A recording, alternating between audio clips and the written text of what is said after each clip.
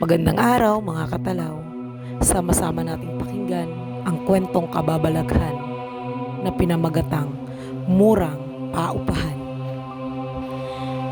Sa isang barangay sa bayan ng Samar, may mag-asawang sina Mang Pedring at Aling Nympha at may isang anak. Naghahanap ng mauupahang bahay dahil kinakailangan na nilang lumipat dahil darating na raw ang tunay na may-ari ng bahay at doon na ito maninirahan. Dahil sa hirap ng buhay, di sapat ang kinikita ng kanyang asawa sa pagpapasada ng putpot para makapagpatayo ng sariling tirahan. Mga katalaw, ang putpot nga palang yun yung tri-bike na pinapasada ni Manong Pedring. 10 pesos ang pamasahe kada isang pasahero sa kanilang bayan.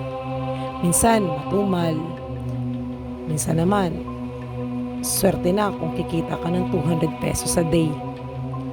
Sa mahal na mga bilihin ngayon, swerte lang kung kakasya sa kanilang pang-araw-araw ng pangangailangan dahil may pinag-aaral pa silang anak at nung mga panahon na yon ay high school na si Maika. Sa patuloy na paghahanap ng paupahan, agad naman silang nakakita ng mauupahang bahay. Di naman kalayuan sa pinapasukang paaralan ng kanilang anak na si Maika, pero sadyang magubat ang likuran nito. May kalumaan na rin ang bahay. Dahil ayon sa kanilang nakausap na matandang lalaki na si Manong Berto, nakatiwala sa pinapaupahang bahay na sa ibang bansa na raw ang nag-iisang anak ng may-ari ng bahay at ang totoong may-ari ng bahay ay matagal nang patay.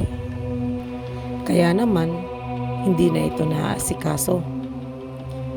Kaya siya yung nakakausap ng anak para sa pagpapatakbo ng paupahan na iyon.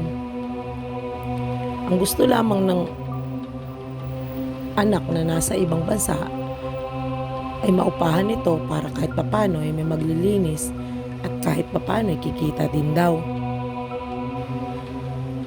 Gusto niyo bang makita ang loob ng bahay?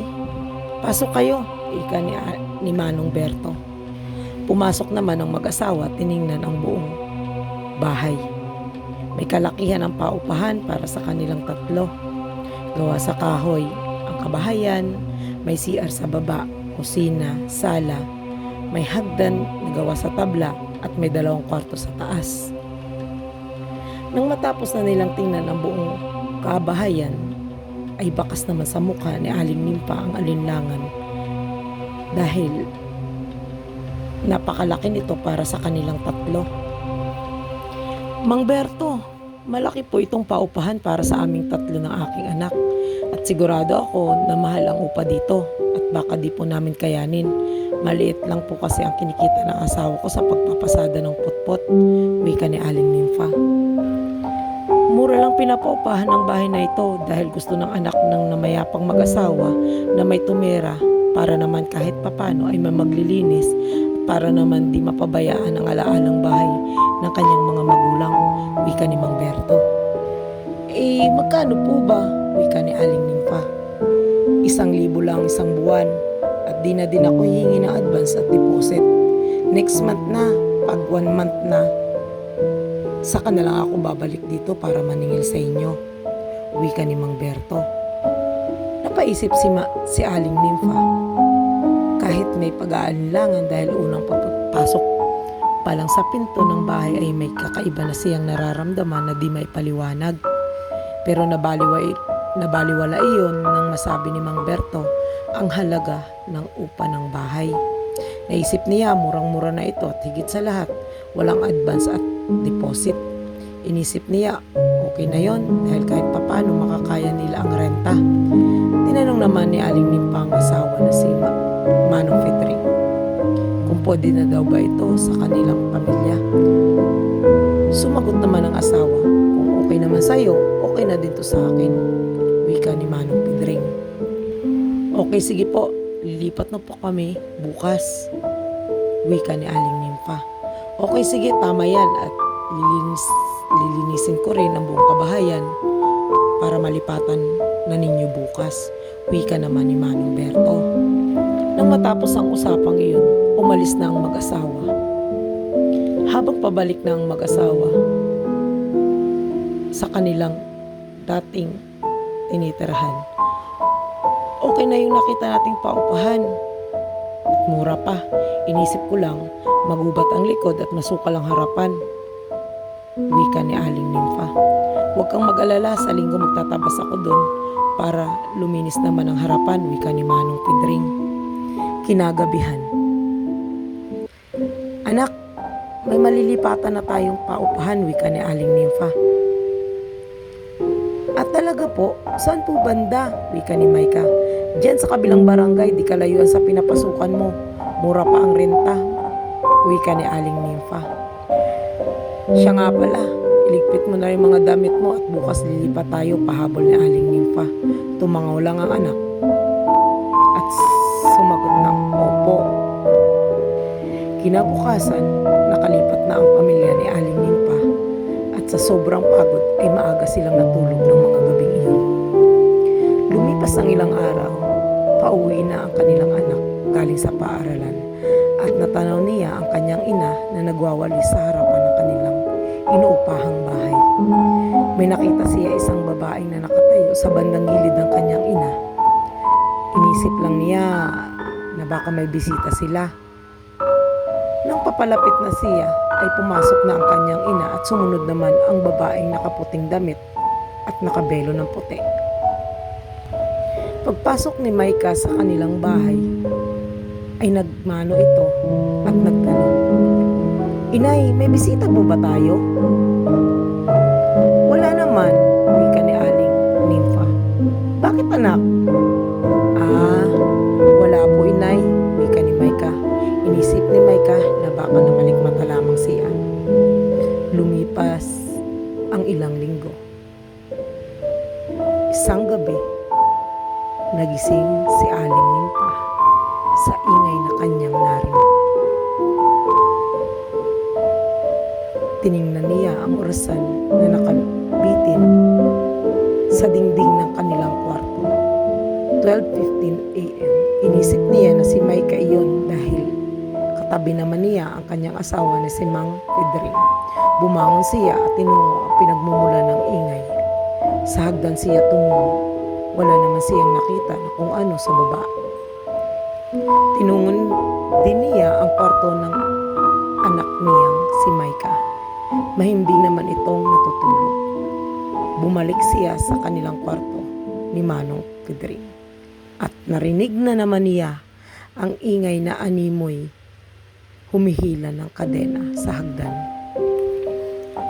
Agad naman niyang ginising ang kanyang asawa.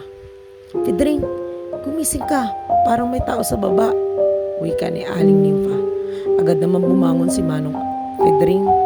Baka sa mukha nito ang pagkabitin sa pagkakatulog. Tinungo nila ang hagdan at doon nakita nila ang isang paring putol ng ulo na nakasuot ng abito na may hilahilang kadena sa kanyang dalawang paa. Sobrang takot na takot ang mag-asawa ng mga gabing iyon. Nanginginig at halos hindi na maihakbang ang kanilang mga paa sa sobrang takot. Lumipas ang mga gabing iyon na di namamalaya ng kanilang anak na si Maika ang mga nangyari dahil gusto ng mag-asawa na di na lang ipaalam kay Maika upang di ito matakot. Doon din napagtanto ni Aling Nympha kung bakit nagtanong si Maika kung may bisita ba sila noong mga nakaraang linggo, pero binaliwala niya iyon. Napagdesisyon na ng mag-asawa na humingi ng tulong sa albularyo. At doon napag-alaman nila na sa tagal na walang nakatira sa bahay na iyon ay may mga espiritu nang naninirahan. Sinabi din ng albularyo na di pa rin nakakaalis ang espiritu ng matandang babae sa bahay na iyon dahil ito daw ay naglaslas ng pulso sanhin na ikinamatay niya. Habang nagsasalita ang albularyo ay dumating ang kanilang anak na si Maika at laking gulat nila nang sinabi ni Micah na babaeng nakaputi ng damit at nakabelo ng puti na naglaslas ng pulso sa sala, tumango lamang ang albularyo. Lagi siyang nagpapanaginip sa akin simula nang lumipat kami sa bahay na ito. Lingid sa kaalaman nilang mag-asawa na nagagambala na rin pala ang kanilang anak. Napanganga na lamang ang mag-asawa sa nasambit ng anak. Ano po ba ang pwedeng gawin para makaalis ang mga espiritong iyon? Wika ni Aling Nimpa. Maghanap kayo ng puting manok at papadugo palibot sa bahay na ito. At sa matandang babae naman ay kailangan ng basbas ng pari para tuluyan na siyang makaalis sa bahay na ito at para makapunta sa kanyang paroroonan patawid sa kabilang buhay. Wika ng albularyo. Di na sila nag-aksaya ng panahon at ginawa ng albularyo ang mga ritual para mapaalis ang masasamang espiritu na naninirahan sa paupahan. Nagtagumpay ang albularyo at napabasbasan naman ng mag-asawa sa pari ang espiritu ng matandang babae. Simula noon, mga katalaw, namuhay ng mapayapa ang pamilya ni Aling Nimpa sa bahay na kanilang inuupahan.